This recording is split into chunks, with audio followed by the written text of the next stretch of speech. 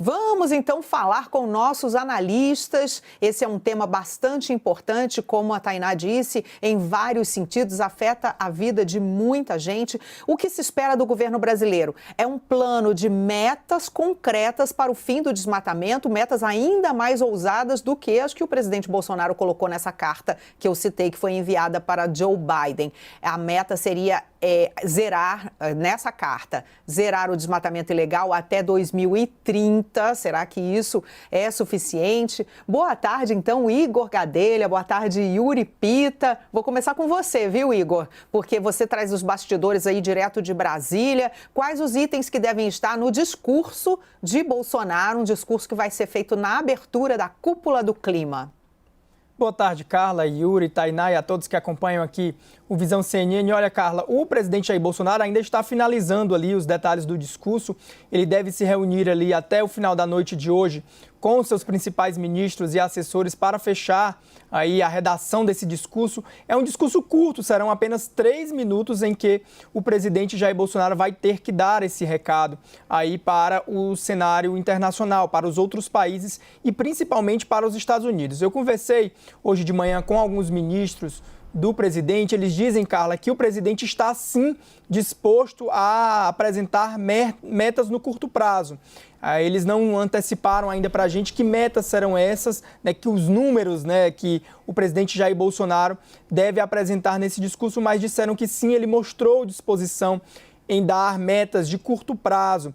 A avaliação, Carla, foi de que o Brasil precisa sim avançar e recebeu vários recados depois que o governo brasileiro e o presidente Jair Bolsonaro enviaram aquela carta para Joe Biden prometendo acabar com o desmatamento ilegal aqui no Brasil até 2030. Houve ali uma série de recados ao presidente de que só isso não bastaria. Agora, o presidente Jair Bolsonaro, Carla, também pretende pedir ali em seu discurso contrapartidas, ou seja, ajuda de outros países para acabar com o desmatamento aqui no Brasil. Então, ele pretende sim estabelecer metas e metas de curto prazo até 2022, que é quando acaba o seu primeiro mandato, mas também vai pedir ali ajuda de outros países.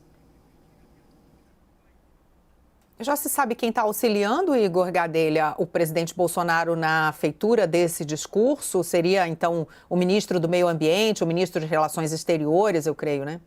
Isso, Carla. São os dois ministros principais que estão auxiliando o presidente com as informações, né? O ministro do Meio Ambiente, Ricardo Salles, e a ministra da Agricultura, Tereza Cristina. Mas o almirante Flávio Rocha, que é secretário de Assuntos Estratégicos da Presidência, e o assessor para assuntos internacionais, Felipe Martins, também estão ajudando o presidente diretamente ali na redação desse discurso que será feito amanhã ali, pela manhã, na Cúpula do Clima. Inclusive, Carla, o ministro Ricardo Salles e a ministra Tereza Cristina participaram hoje de manhã de uma conversa reservada ali com vários empresários. Ontem foi o presidente, né, que participou com grandes empresários brasileiros e hoje foi a vez, agora de manhã, foi a vez de Ricardo Salles e Tereza Cristina terem esse tete-a-tete direto com os empresários.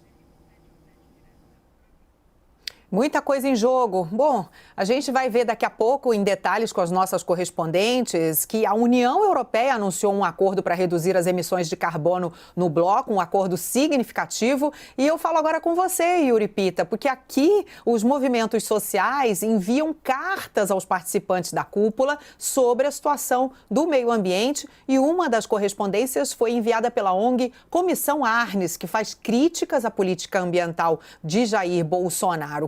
Como foi? O que essa ONG relatou? Oi, boa tarde, Carla, Tainá, Igor e a quem nos acompanha aqui no Visão CNN. Nesse documento, a Comissão Arnes, que ela é voltada aos direitos humanos, trata de fazer justamente essa conexão entre a preservação ambiental, as políticas ambientais e a questão dos direitos humanos, não só visando ali, por exemplo, as populações indígenas, que é um dos públicos diretamente envolvidos nessa questão da proteção da Amazônia, mas dos direitos humanos como um todo. E isso vem num encontro ali, vou tomar de empréstimo uma expressão que o embaixador Rubens Barbosa utilizou hoje num artigo que ele publicou no Estadão, de diplomacia epistolar, referindo-se às cartas. A gente viu um volume grande de documentos, de de posicionamentos e cartas dos mais diversos setores sendo produzidos nas últimas semanas com vistas a essa cúpula do clima. Por quê? Em parte porque o governo brasileiro ficou um pouco distanciado dessas arenas internacionais, principalmente na gestão de Ernesto Araújo, e agora tenta recuperar esse espaço com a nova chancelaria, com Carlos França no comando do Itamaraty. E o Igor Gadelha citou também a ministra da Agricultura, Tereza Cristina, e o ministro de Minas e Energia, Bento Albuquerque. Eles também têm sido importantes em uma série de conversas com diversos setores, agronegócio, com o empresariado. Para quê? Porque o governo tenta colocar um discurso na rua, além de se comprometer com essas metas de curto prazo e também com as metas de redução de emissões dentro do escopo do Acordo de Paris, mas o governo tenta emplacar aquele discurso de que o Brasil é um baixo emissor de poluentes, o que é uma verdade. Nossa matriz energética é mais limpa do que países ricos, mas achar que o discurso, não dá para colocar um discurso ambiental sobre o Brasil sem levar em conta a situação da Amazônia. E aí aquela questão toda da apreensão de madeira recente que levou àquela crise com a Polícia Federal torna isso ainda mais evidente. Não dá para dissociar o Brasil da discussão da Amazônia quando se fala de preservação ambiental e de mudanças climáticas. Igor, agora uma dúvida em relação à política e a relação também com o ministro do Meio Ambiente, Ricardo Salles. A aproximação desse evento da cúpula do clima, onde o Brasil inclusive vai ser cobrado por resultados concretos em relação ao meio ambiente, aumenta de certa forma a pressão sobre o ministro do Meio Ambiente, Ricardo Salles? Sem dúvida, viu, Tainá? Essa pressão, ela vem desde antes da pandemia, vem desde antes a cúpula, era uma pressão muito forte.